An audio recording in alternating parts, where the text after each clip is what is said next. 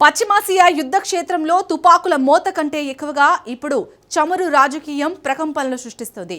ఒకవైపు ఇరాన్ శాంతి మంత్రాన్ని జపిస్తూ 14 పాయింట్ల ప్లాన్ను పాకిస్తాన్ పోస్ట్ బాక్స్లో వేసింది. మరోవైపు అమెరికా అధ్యక్షుడు డొనాల్డ్ ట్రంప్ ఒక వింత బాంబును పేల్చారు. ఇరాన్ చమురు బాబులు వాటంతట అవే పేలిపోబోతున్నాయంటూ ఆయన చేసిన వ్యాఖ్యలు ఇప్పుడు ప్రపంచవ్యాప్తంగా హాట్ టాపిక్ అయ్యాయి. అసలు చమురు బాబులు ప్రెషర్ కుక్కర్లా పేలిపోతాయా?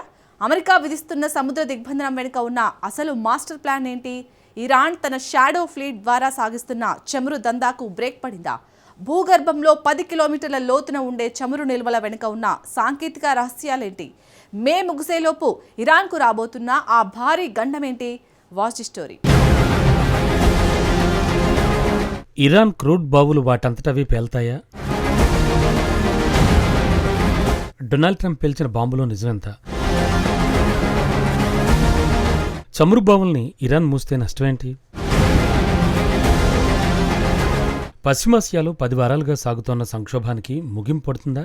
ఈ ప్రశ్నకు సమాధానం చెప్పడం కష్టం. కానీ దౌత్య ప్రయత్నాలు మాత్రం కొనసాగుతున్నాయి. తాజాగా ఇరాన్ కొత్త శాంతి ప్రణాళికను పాకిస్తాన్ పోస్ట్ డబ్బాలో టెహ్రాన్ వేసింది. 30 రోజుల్లో యుద్ధాన్ని ముగించేందుకు 14 పాయింట్లతో మొత్తం 3 అంచెల ప్రణాళిక ఇందులో ఉంది. మొదటి దశలో హర్మూజ్ జలసంధిని ఇరాన్ రీఓపెన్ చేస్తుంది. అందుకు బదులుగా ఇరాన్ ఓడరేవుల దిగ్బంధాన్ని అమెరికా ఎత్తివేయాలి. అదే సమయంలో సముద్రంలోని మందు పాత్రలను తొలగించే ప్రక్రియను టెహ్రాన్ చేపడుతుంది. ఇక రెండో దశలో నిర్దిష్ట కాల పరిమితి వరకు యురేనియం సిద్ధిని నిలిపివేసి ఆ తర్వాత 3.6% మేరకు ప్రక్రియను కొనసాగిస్తుంది. దీనికి బదులుగా ఇరాన్పై ఇజ్రాయెల్, అమెరికా భవిష్యత్తులో దాడులు చేయమని హామీ ఇవ్వాల్సి ఉంటుంది. అంతేకాదు సీజ్ చేసిన ఇరాన్ నిధులను విడుదల చేయాలి. ఇక మూడో దశలో పొరుగునున్న అరబ్ దేశాలతో టెహ్రాన్ వ్యూహాత్మక చర్చలు నిర్వహిస్తుంది.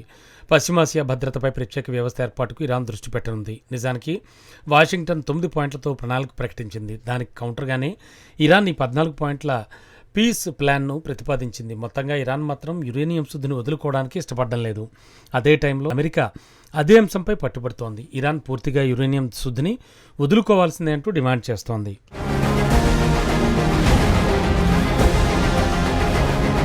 దీన్ని బట్టి చూస్తే పశ్చిమాసియాలో సంఘర్షణకు సంబంధించి శాంతి చర్చలు మాత్రం కొలిక్కి రావడం లేదు. ఈ నేపథ్యంలో తాజాగా అమెరికా అధ్యక్షుడు ఫాక్స్ న్యూస్కి ఇచ్చిన ఇంటర్వ్యూలో ఆసక్తికరమైన వ్యాఖ్యలు చేశారు.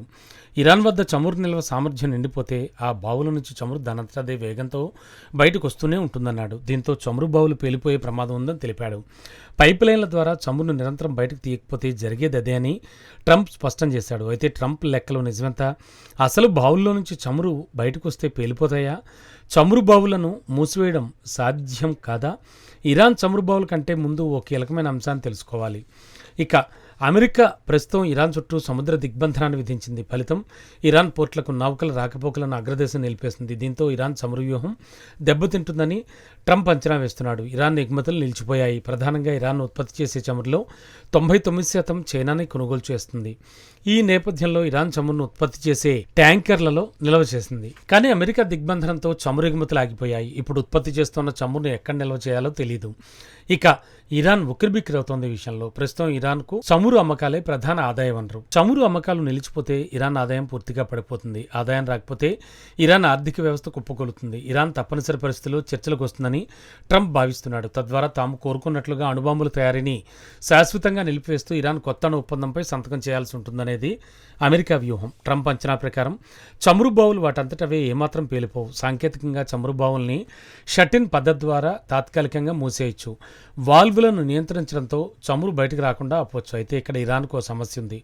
కొన్ని పాత బావుల్ని హఠాత్తుగా మూసివేస్తే లోపల ఒత్తిడి పెరిగి భూగర్భ నిర్మాణాలు దెబ్బతినే అవకాశం ఉంటుంది. తిరిగి వాటిని ప్రారంభించడం ఖర్చుతో కూడుకున్న పని. దీన్ని బట్టి చమురు ఉత్పత్తిని ఆపేస్తే బావులు దెబ్బతింటాయి. దీనికి తోడు దీర్ఘకాలంలో దేశ ఆర్థిక స్థితిని మరింత దిగజారుస్తుంది. అంటే బావులు పేలడం అనేది సాంకేతికంగా కంటే రాజకీయంగా ట్రంప్ హెచ్చరించినట్లుగా కనిపిస్తోంది. ఇరాన్ ఆర్థికంగా లొంగదీసుకోవడమే ఈ చమురు దిగ్బంధనం వెనక ఉన్న ట్రంప్ లక్ష్యం. అసలు ఈ చమురు ఎక్కడి నుంచి వస్తోంది? అది భూమి లోపల ఎలా నిక్షిప్తమై ఉంటుంది? ఇరాన్ చమురు నిల్వల వెనక ఉన్న సాంకేతిక రహస్యాలేంటి? చమురు భూగర్భంలో చాలా లోతున గట్టి రాతి పొరల మధ్య బందీ అయి ఉంటుంది. దీన్ని ఒక ప్రెషర్ కుక్కర్తో పోల్చొచ్చు.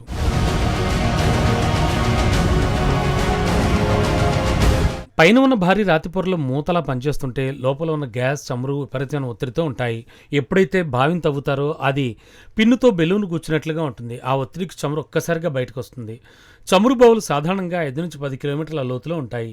అక్కడ చమురు ఏదో పెద్ద చెరువులా ఉండదు. ఒక స్పాంజిల్లో నీరు ఇరుక్కుపోయినట్లుగా రాళ్ల మధ్య ఉండే చిన్న చిన్న రంధ్రాల్లో ఉంటుంది. భారీ యంత్రాలతో భూమిలోకి రంధ్రం చేస్తారు.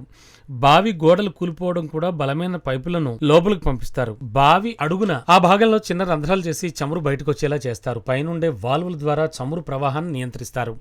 పైనున్న రాళ్ల బరువు, లోపల ఉండే వేడి వాయువుల కారణంగా చమురు విపరీతమైన ఒత్తిడిలో ఉంటుంది. బావిని తెరవగానే ఆ ఒత్తిడి చమురును పైకి చిమ్మేలా చేస్తుంది. పాత హాలీవుడ్ సినిమాల్లో చూపించినట్లుగా చమురు ఫౌంటైన్ లాగా పైకి ఎగజమ్మడానికి కారణం కూడా ఇదే.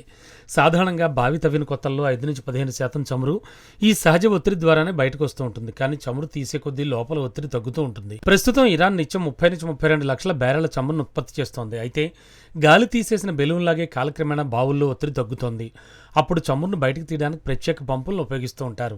ఇరాన్లోని చాలా వరకు చమురు బావులు పాతవి, అంటే వాటిలో ఒత్తిడి తక్కువగా ఉందన్నమాట. కానీ కొన్ని కొత్త బావుల్లో ఇప్పటికీ ఒత్తిడి అధికంగానే ఉంటుంది. ఒత్తిడి కారణంగా చమురు బావులు పేలిపోతాయా? అసలు నిపుణులు ఏమంటున్నారు?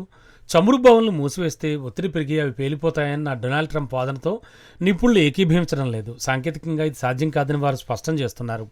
బావులను మూసివేయడంతో కొన్ని ఇబ్బందికర పరిస్థితులు తలెత్తుతాయి. అంటే బావుల్లోకి నీరు చేరడం, తిరిగి ప్రారంభించినప్పుడు చమురు ఉత్పత్తి తగ్గడం వంటి సమస్యలు రావచ్చు.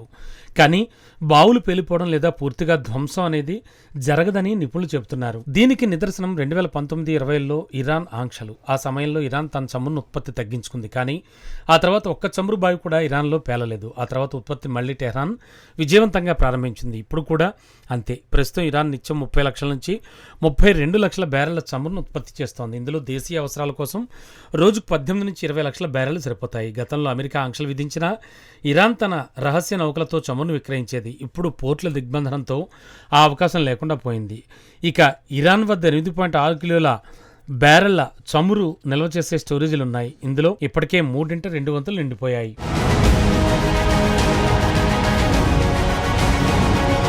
సముద్రంలో నిలిపి ఉంచిన ట్యాంకర్లలో మరో 12 నుంచి 13 కోట్ల బ్యారెళ్లను దాచవచ్చు. ప్రస్తుత అంచనాల ప్రకారం ఇరాన్ వద్ద కేవలం 3 నుంచి 4 వారాలకు సరిపడా మాత్రమే నిల్వ స్థలం అందుబాటులో ఉంది. అంటే మే నెల చివరి వరకు మాత్రమే ఇరాన్ చమురును ఉత్పత్తి చేసి నిల్వ చేసుకోగలదు. ఆ తర్వాత ఉత్పత్తి నిలిపివేయడం తప్ప ఇరాన్కు మరో గత్యంతరం లేకపోవచ్చు. మరో మార్గం లేక బావులను ఇరాన్ మూసేయాల్సిన పరిస్థితి తలెత్తుతుంది. ఈలోగా శాంతి చర్చలు ముందుకెళ్తే ఇరాన్ ఈ సంక్షోభం నుంచి గట్టెక్కే అవకాశం ఉంది.